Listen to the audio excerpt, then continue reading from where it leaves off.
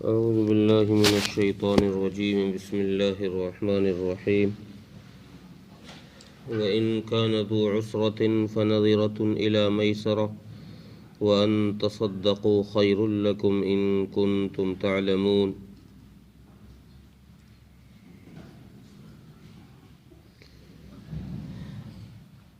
پچھلی آیتوں میں جو سود کے متعلق کچھ ضابطے اور قوانین بیان کیے گئے تھے، ان میں یہ تھا کہ سود انسان کے خون کو ایک قسم سے چوسنے کا نام ہے. انسان کے خون کے چوسنے کا نام، غریبوں کے خون کے چوسنے کا نام سود ہے. اس آیت میں اس کے بالمقابل اللہ تبارک و تعالی نے، پچھلی آیتوں میں چونکہ سود خوروں کا انجام بیان کیا گیا تھا، اس آیت میں اللہ تبارک و تعالی نے اس کے بالمقابل ان لوگوں کے متعلق بیان فرمایا ہے کہ جو غریبوں اور مسکینوں کے لیے کچھ وقت مہلت دے دیتے ہیں.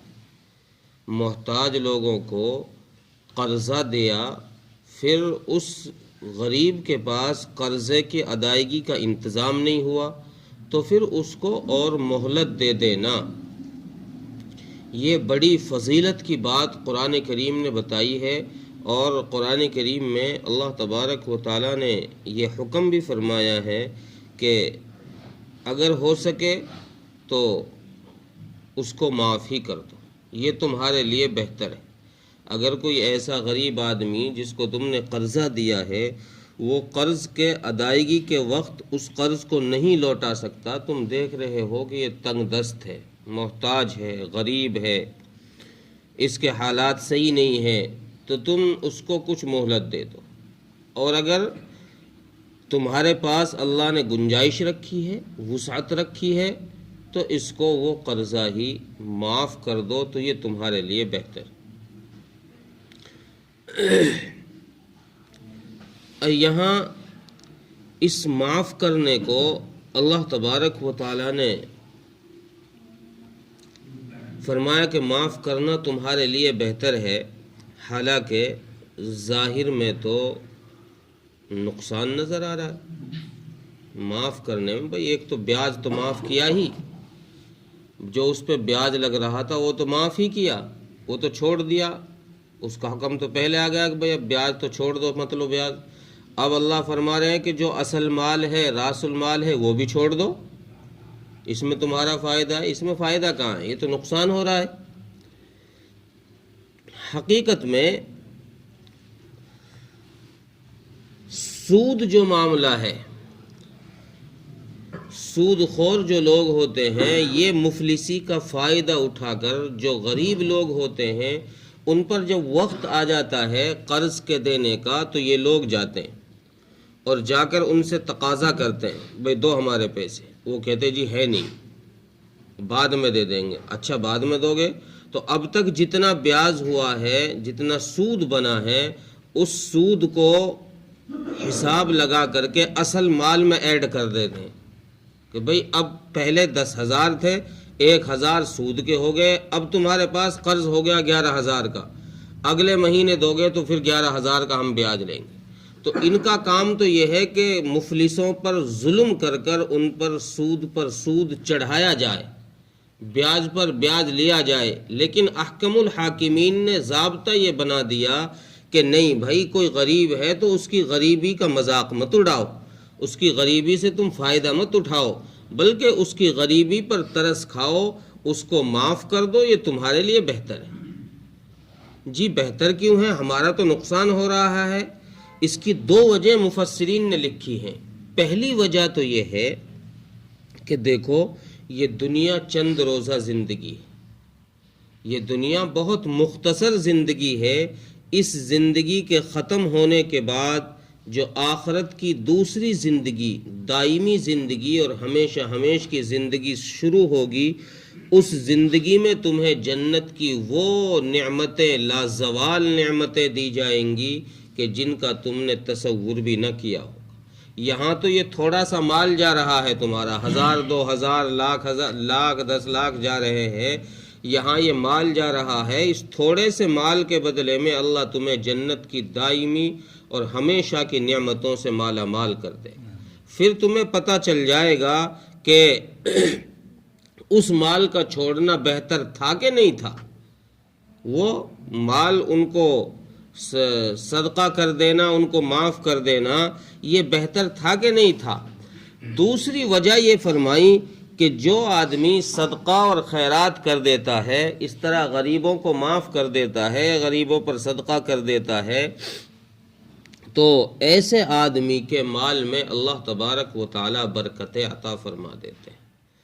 برکتیں کیسے؟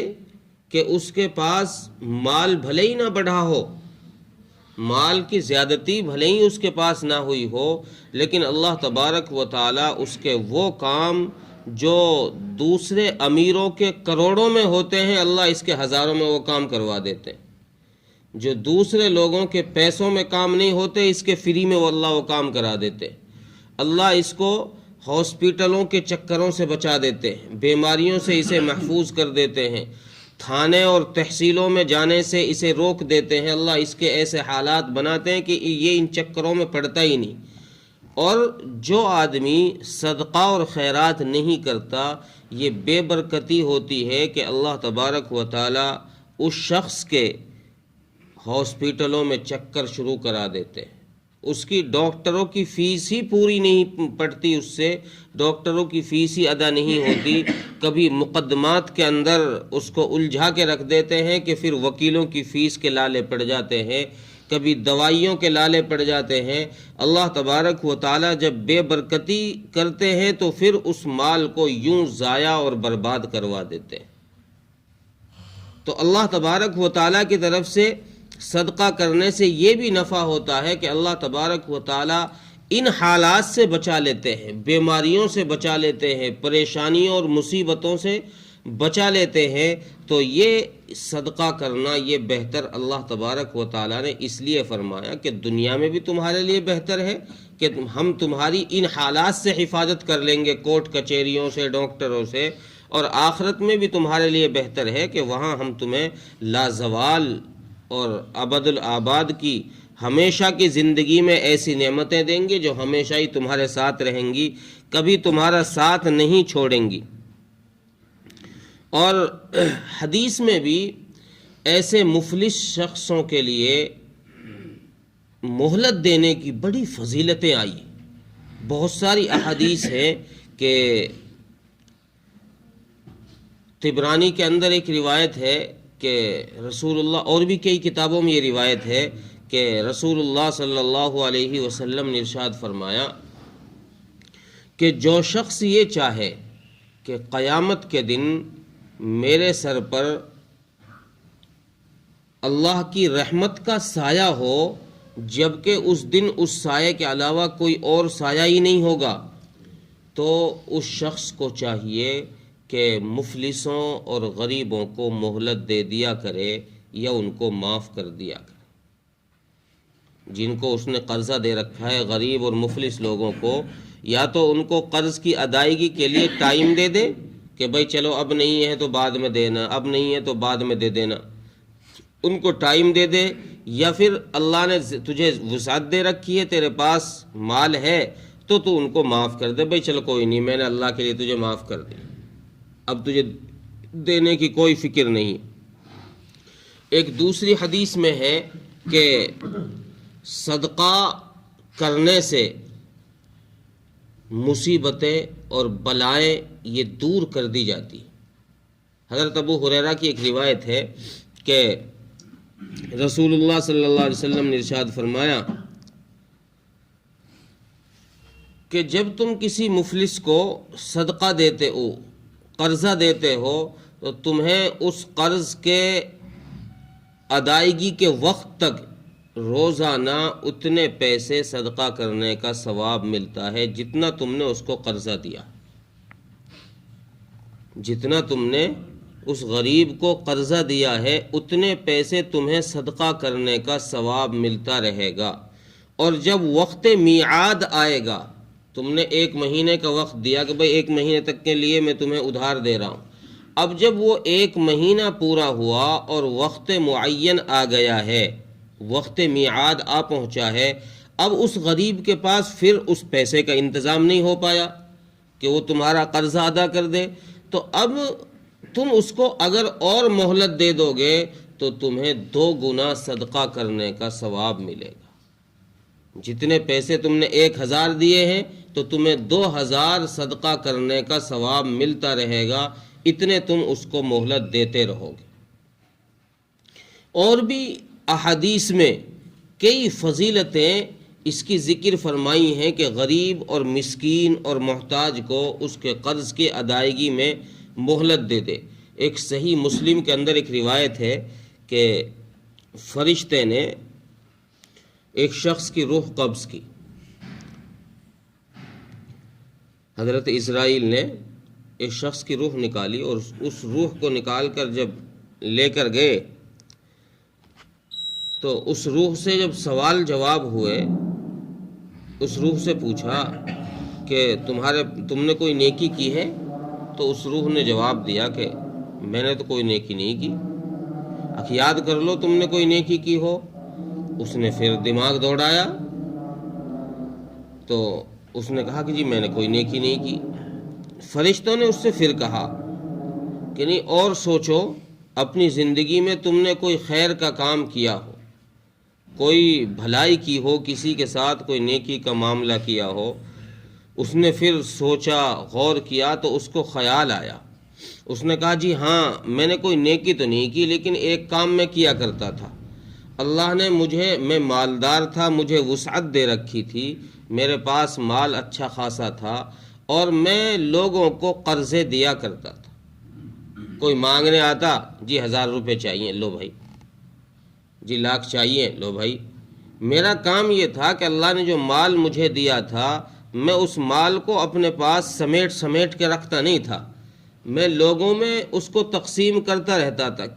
کوئی ضرورت مند آ گیا، اس کو قرضہ چاہیے، میں نے اس کو قرضہ دے دیا۔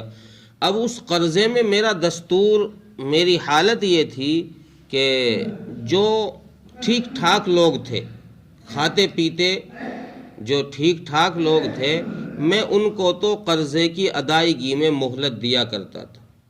جسے مجھے دیکھتا تھا کہ بھئی ہاں اس کے پاس ہے انتظام، یہ آدمی ٹھیک ٹھاک ہے، تو میں اس سے کہتا چل بھئی اب تیرے پاس نہیں ہوا تو 1 مہینے رک کے دے دیو، 10 دن بعد میں دے دیو میرا قرضہ۔ تو ایسے لوگوں کو میں مہلت دیا کرتا تھا۔ لیکن جو مجھے لگتا تھا کہ بھئی یہ غریب ہے واقعی، اس کے پاس یار نہیں ہو پائے گا، اس کا اپنا ہی پتہ نہیں کھانے کا کیسا گزارا چل رہا ہے، ایک ٹائم کی اس کی اپنی ہی روٹی پتہ نہیں مشکل سے بن پا رہی ہیں، تو یہ کہاں سے میرا قرضہ دے پائے گا۔ تو جو ایسے غریب لوگ ہوتے تھے، مفلس لوگ ہوتے تھے، میں ان کو معاف کر دیا کرتا تھا۔ بھئی چل تجھے میں نے اللہ کے لیے معاف کر دیا، میں نہیں لوں گا تجھ سے، میرے پیسوں کی تو ٹینشن چھوڑ دے، بے فکر ہو جا میری طرف سے، میں نے تجھے معاف کر دیا۔ بھئی میں نے تو اور کوئی نیکی تو کی نہیں ہے، میں یہ کام ضرور کرتا تھا۔ آواز آتی ہے اللہ کی طرف سے کہ جب تو نے یہ اتنا بڑا کام کیا، تو لوگوں پر، غریب بندوں پر، میرے پر ترس کھایا کرتا تھا، رحم کھایا کرتا تھا، جا آج ہم نے تجھ پر رحم کھایا اور تجھے معاف کر دیا۔ تو یہ اتنی بڑی خیر کی چیز ہے، غریبوں پر ترس کھانا اور غریبوں کو معاف کر دینا۔ تو اسی کے متعلق اللہ فرما رہے ہیں وَأَن تَصَدَّقُوا خَيْرٌ لَكُمْ، یہ کہ تم ان کو معاف کر دو یہ تمہارے لیے بہتر ہے، ان کنتم تعلمون، اگر تم جانتے ہو، اگر تم کو آگے پیچھے سوچنا آتا ہے، اللہ نے تم کو صحیح سمجھ دی ہے، تو اپنی آگے پیچھے کی زندگی کے متعلق سوچ لو کہ مرنے کے بعد بھی کچھ ہونا ہے، مرنے کے بعد بھی زندہ ہونا ہے، رب کے سامنے پیش ہونا ہے، وہاں کے اعمال کے لیے کیا تیاری کر رکھی ہے، کتنا میں نمازی ہوں، کتنا تسبیح پڑھتا ہوں، دنیا میں نے کیا کیا گناہ کیے ہیں، کیا کیا نیکیاں کی ہیں، ساری حالات تمہارے سامنے ہیں۔ اپنی آگے پیچھے کی زندگی کے متعلق سوچ لو، جب اگر تمہیں لگے کہ ہاں واقعی مجھے ثواب کی ضرورت ہے، اللہ کے رضا کے کاموں کی ضرورت ہے، تو پھر ایسا کرو، اس میں تمہارے لیے بہتری ہے کہ تم غریبوں کو معاف کرتے رہا کرو۔ کسی نے 100 روپے لے لیے، کسی نے 500 روپے لے لیے، کسی نے 1000 روپے لے لیے، اور اگر تمہیں لگ رہا ہے کہ بھئی یہ نہیں دے پائے گا تو ان کو معاف کر دو، تمہارا کیا جا رہا ہے 100 200 500 1500 سے، اس کا کام بن جائے گا، وہ خوش ہو جائے گا اس میں ہی، اللہ تبارک و تعالیٰ اس کی خوشی کے عوض تمہاری مغفرت کے فیصلے فرما دے گا، غریب کی خوشی کے عوض اللہ تمہاری مغفرت کے فیصلے فرما دے گا۔ ترجمہ دیکھیں، وَإِن كَانَ ذُو عُسْرَةٍ فَنَظِرَةٌ إِلَى مَيْسَرَةٍ، اور اگر تنگ دست ہو تو اس کو مہلت دے دے وسعت ہونے تک، کشائش ہونے تک، جب اس کے پاس حالات ٹھیک ہوں اس وقت تک کے لیے اسے مہلت دے دے۔ وَأَن تَصَدَّقُوا خَيْرٌ لَكُمْ، اور اگر صدقہ کر دے یعنی تو اس کو معاف کر دے تو یہ تمہارے لیے بہتر ہے، ان کنتم تعلمون، اگر تم جانتے ہو۔ اللہ تعالیٰ عمل کی توفیق۔